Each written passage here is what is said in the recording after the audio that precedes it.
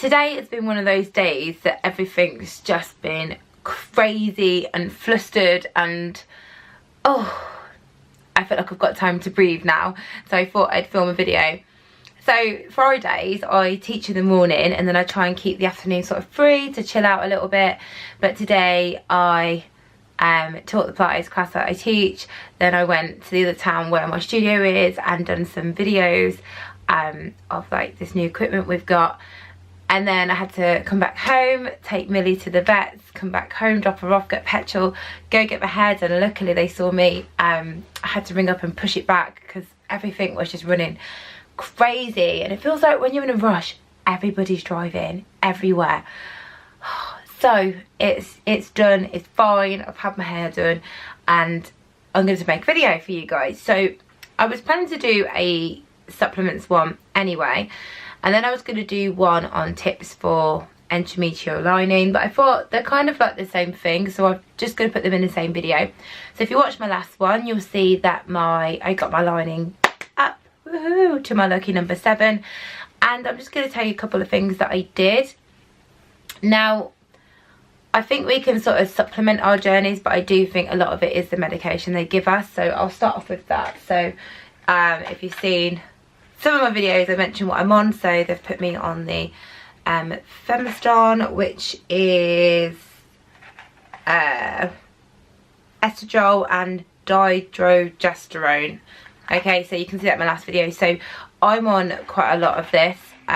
So I do think that's majority responsible for the increased lining I had. And I think my womb grew by like 1 centimetre or 2 as well, which is pretty incredible. So that's pretty cool. And then most of the posts that I found, people were on about pomegranate juice, acupuncture, fertility massage, things like that. And I done a lot of research about various things, and I decided just to sort of come to the conclusion that I do more sort of supplements than those sort of things. So I decided to go more down the nutritional route. Shock horror. And so I got some concentrated pomegranate juice from Holland & Barrett. This is pretty nice actually. I don't mind it as a shot. It is concentrated, so it is strong. You might want to water it down, but now I've had it sort of almost a month, it's got a bit, when I have it, it's making me feel a bit, don't know, heartburny. So I've changed now as of yesterday to the fresh pom juice. It is quite expensive, but you only need a little bit a day, so that will probably do like 3 days worth, and this was £4. So in the run up to things, if it works and helps, great. If it doesn't, you're just getting some healthy fruit and some really good vitamin C, so it's really not a bad thing to be doing. So that was one other thing I've been doing. I also read up that with, I've got to find them now, with lining, a good thing to take is vitamin E tablets. So I just got some vitamin E tablets just in the beauty section. Kind of makes sense to me because obviously they're for beauty, so vitamin E is good for your skin, your collagen, things like that. So it is a tissue, so that makes sense. So I just took that, and that was, I don't know, £1-2 for a month's supply. And if anything, I'm just going to be left with better skin, hair and nails, so not a bad thing to do. And that for my lining was it, plus the raspberry leaf tea. So I read on a few sort of blogs and YouTube videos and research and things to have 2 cups a day. I drink a lot of herbal tea a day, so it made absolutely no difference to me. I just drank that instead of my usual mint tea. I did tend to only have 2 a day. I wasn't religious on it. I wasn't definitely 1, definitely 2. I just, when I fancied it, I'd have probably a maximum of 3. It's quite nice. It's not overly sweet. It is a little bit bitter, but I quite liked it. It's quite nice to have it just on its own with nothing else, so I really enjoy it. I like my fruit herbal teas anyway, so it's always a benefit. And those are sort of the enhancements I did. I didn't do acupuncture because it's quite expensive and I wanted to do a little bit more research into it, so I was going to sort of explore that down the line, but then by the time just flew by and I had that extra scan and everything was going in the right way. I kind of thought there's other ways you can increase blood flow as well anyway, like exercise. Yoga is especially good. So there's a lot of yoga poses that you can find on Pinterest, on YouTube, fertility yoga, that sort of thing. So basically, laying against the wall with your legs up in the air is a great one to do, because it's getting blood flow down to, you know, your reproductive organs. So I just kind of went away and did that. I'm very active anyway, so it didn't really change much. And that was about it. I started using a hot water bottle on my tummy at night, but again, I like doing stuff like that. I get home and wrap up in a throw anyway. I've always got throws everywhere. Every room there's a throw. So that's the sort of thing I did in the endometrial lining sort of thing. For the general sort of IVF, when we decided we were gonna start trying for a baby, we both sort of started taking supplements. Again, we both do a lot of research, so we've done research on it, and is like big brands that are famous for conception tablets, but when it comes to the men's side of things, their general multivitamin is quite normal. It's the same, it has all the same ingredients in it. So Tom's just on a generic own brand one, Men's Health one, and when we got sent some documents from our fertility clinic, they advised a supplement with garlic in, so he's got a separate garlic supplement as well. Not that he needs it, because we eat so much garlic every day, but again, it was like £1 something for this 30 days worth of garlic, and it's good for your heart anyway. So he's got a general Men's Health multivitamin with garlic. I asked at the consultation about bigger brands like Pregnicare, and they said just take a generic one, you don't need to spend a lot of money, the ingredients aren't that much different. And we literally go into, you know, the shops and just kind of read each one, and they're right, the milligrams, the RIDs, they're all the same, so we just got a general one. So the one that I've been on is this one's just from Superdrug, and I think it was £2.99, and it's 3 for 2, which is a lot cheaper than Pregnicare, and it's got everything in it. It's got vitamin D, E, K, C, B, B1, B2, B6, B12. You've got your folic acids. You've got 200% of your recommended daily allowance of that.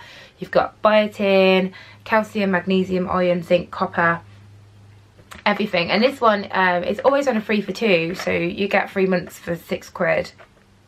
I think when you're paying for IVF as well, you want to kind of save as much as you can, so that's always a good thing. And you can take this one conception, during and after while you're breastfeeding. So it's, you know, if you get too many, hopefully you'll get pregnant and you'll continue taking them. So yeah, high in vitamins B, C and D, folic acid and zinc. Nutritional support before conception, through pregnancy and breastfeeding. So that's the one I'm on. I'm also on extra vitamin D. These are just from My Protein. No particular reason that I'm using this brand, it's just I think I've done a protein order and ordered them. So vitamin D is important for everybody, especially in UK where we don't get a lot of sun, but especially sufferers like myself that have got POF. We need vitamin D for our body to be able to absorb calcium from our food to help us stop getting osteoporosis, osteopenia, brittle bone disease. So I'm pretty hot on my vitamin D. So I have one of those a day. I also have some B vitamins as well.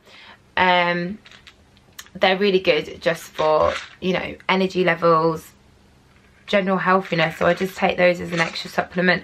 One thing I do need to start taking again is my omegas, like fish oils. I've just run out. It's no reason that I've stopped taking them, but they're all really important.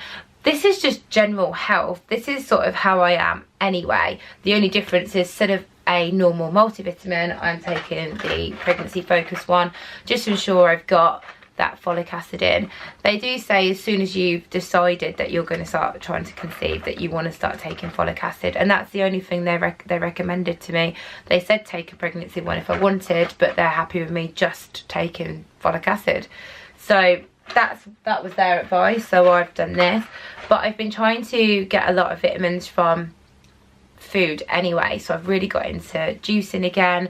I'm having a lot of homemade juices. So one of my favourites is juice beetroot with celery, carrot, apple, cucumber, I think that's it. Oh, and some spinach, and then just add some water through the juicer as well. That's a really good one. I have that in the morning, so it's full of vitamin C, lots of fruits and vegetables.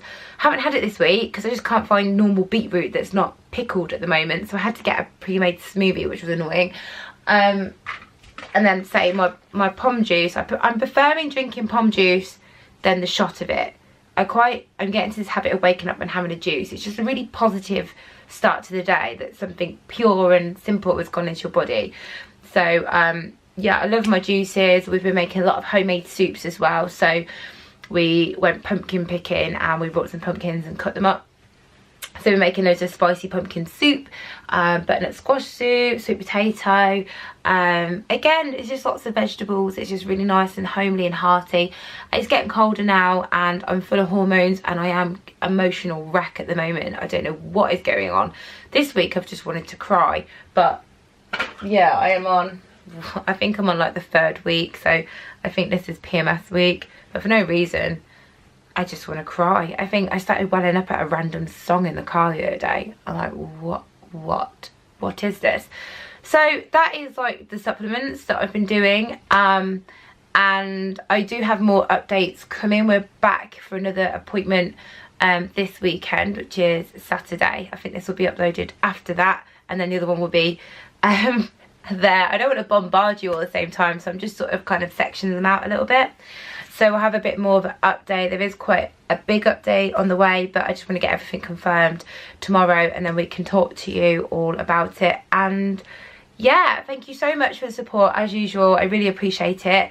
And I'm going to do a IVF tips one. I think I spoke about it in my last video because I've done some research on what I want to do in preparation for IVF and during the 2-week wait. So I'm going to do a little bit of a video on that, so I can give you guys an insight into what I'm going to do and what I am doing. So hope that's helped. I just think I always just film what I search for because I don't find there's a lot out there at the moment. So I tend to search for what people are taking and doing, so you can make up your own mind if that's for you or if that isn't for you. So it's not me preaching, it's me just kind of talking and you guys listening. Thank you so much. I'll see you in the next one, guys. Have a good day. Bye.